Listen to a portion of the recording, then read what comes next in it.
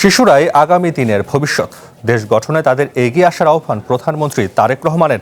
বলেন, খেলাধুলার মধ্যে বিশ্ব দরবারে তুলে ধরবে তারা।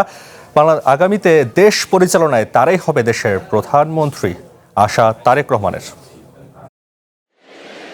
সিলেটের নতুন করে স্পোর্টসের উদ্বোধন অনুষ্ঠানে মার্শাল আর্ট, জুডো, কুম্ফু সহ বিভিন্ন খেলা দেখান শিশু কিশোররা। নতুন করে স্পোর্টসে থাকছে ফুটবল, ক্রিকেট, ব্যাডমিন্টন সহ 8টি খেলা। বিকেল 4টায় সিলেট ওসমানী স্মৃতি স্টেডিয়ামে আসেন প্রধানমন্ত্রী। বৃষ্টি ভেজা মাঠে কাদা মারিয়ে স্ত্রী জুবাইদা রহমানকে নিয়ে শিশু কিশোরদের হাত নাড়িয়ে অভিনন্দন জানান।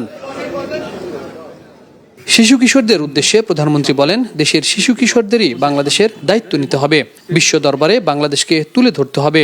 1,30,000 বাচ্চার ভিতর থেকে নিশ্চয়ই 7-8টি ওরা স্পোর্টস ঠিক করেছে।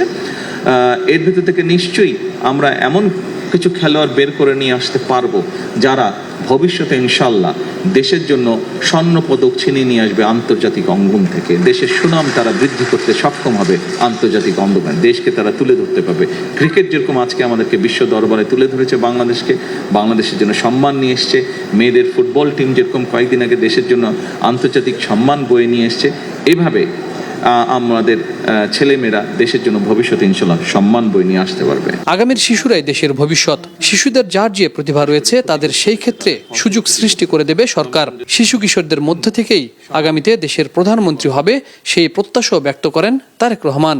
আমরা দেশের এই ছোট ছোট ছেলেমেয়েদের ভিতর থেকে ভবিষ্যতে ভালো খেলোয়াড় বের করে আনতে চাই। দেশে আমাদের যে ভবিষ্যৎ প্রজন্ম আছে তাদের ভিতর থেকে আমরা ভালো, যারা বিভিন্ন খেলাধুলায় বিভিন্ন মানুষের বিভিন্ন কোয়ালিটিস থাকে, গুণাগুণ থাকে, সেইগুলোকে আমরা বের করে আনতে চাই। পরে নতুন করে স্পোর্টসের উদ্বোধন করেন প্রধানমন্ত্রী তারেক রহমান। নতুন করে স্পোর্টস যেটি আমরা আজকে এই সিলেটের মাটি থেকে আনুষ্ঠানিকভাবে শুরু করব ইনশাআল্লাহ।